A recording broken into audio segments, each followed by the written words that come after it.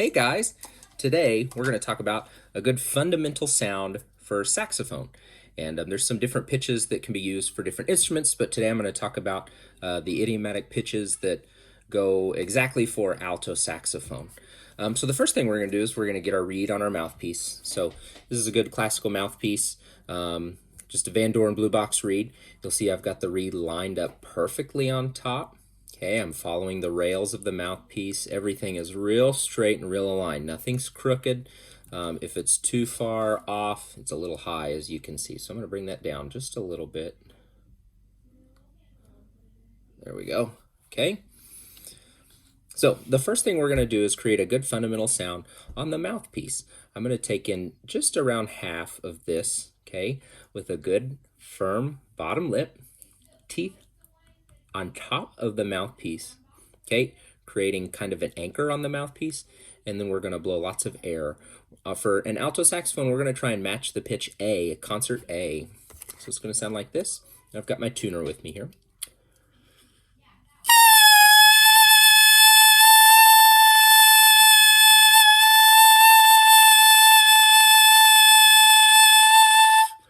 Good. So you'll see there's an A right there. I'm centering the pitch. I'm just a little bit around it. You'll see that your tongue makes a really big difference in your intonation and in your pitch. So right now I'm going to do that again. And then I'm going to move my tongue up and down. And you'll see everything moving up and down pitch-wise. Ready?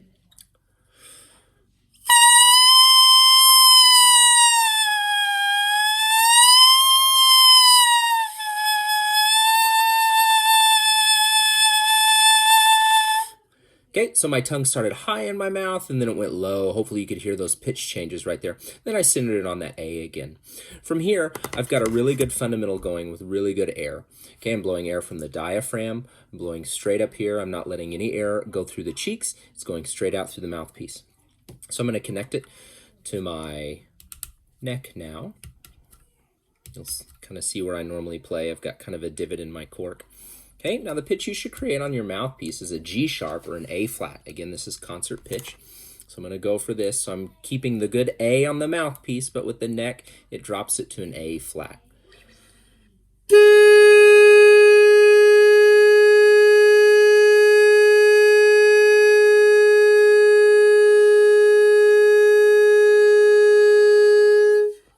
Okay, and again, a goal of mine is to create a good consistent sound with no bumps, no breaths in the sound, just nice, consistent, beautiful tone. Okay, if it's not a beautiful tone, you may have to recheck your reed. You have to test where your air is coming from. Okay, but you want a nice, consistent, kind of mini foghorn sound from this. This isn't the most beautiful sounding instrument in the world right here. Okay, but when you connect it to your saxophone, you can make some really great sounds. Okay, so I'm going to connect it to my horn. I'm going to be very careful that I don't bend or rupture anything around here. I'm going to line it up to where I'm comfortable playing. I'm going to play a B. You don't have to play a B. I always choose a B because it's a little bit more secure note. Okay, so first finger B in my left hand, which is going to be concert D.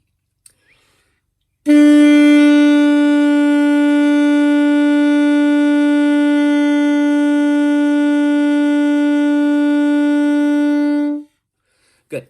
Now that I've got my D kind of in tune, I was playing a little sharp. I had to lip it down. So I'm going to pull out just a little bit right here. I'll check it again. Nope.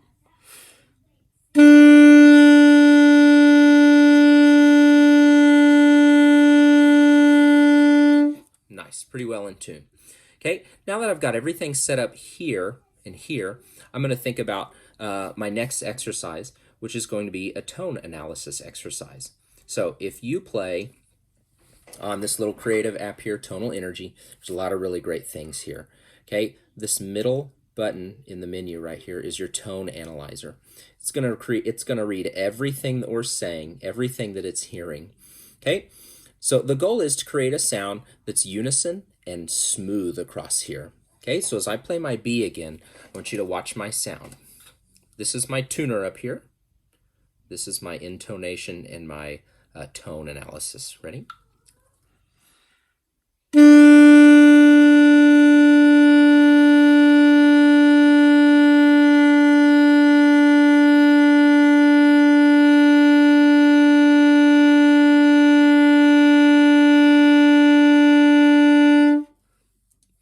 right, so what do you notice about this?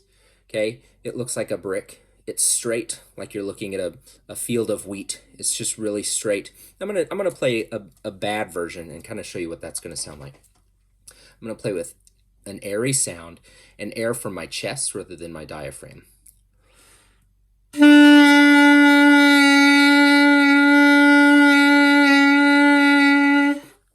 Okay, you can double tap to freeze. You'll notice it's a bit more jagged.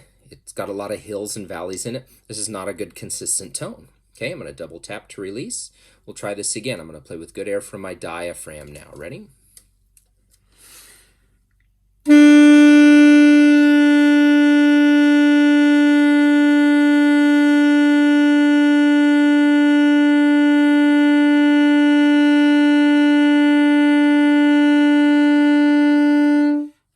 Okay, much better tone. This is what I'm going for. I'm still playing sharp, as you noticed up here.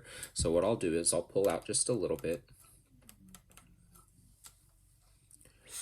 Okay, now another really great thing to test your tone is test out where your air is coming from. Okay, I'm going to take my hand and make a fist. I'm going to put it on my diaphragm, which is right below my rib cage, right in the center of my body. It's right where your abs start. Flex it like you're flexing at the gym. Okay, you'll be able to feel your diaphragm start pushing here. Okay, as you're playing, take your free hand, push against your diaphragm. Make sure that diaphragm's pushing and it's creating airflow through here. Ready?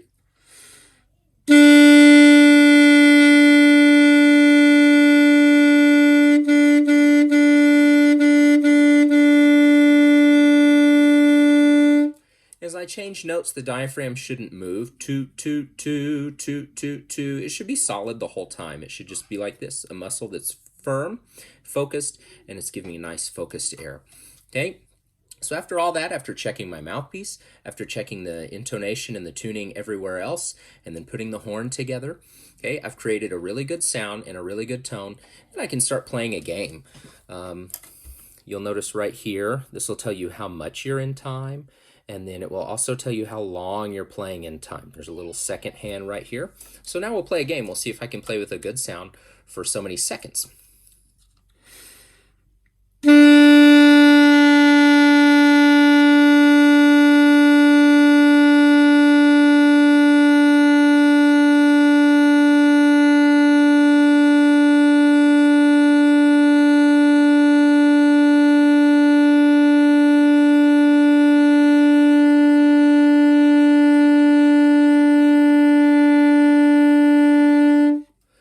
Okay, so I played with a really nice tone for about 24 seconds.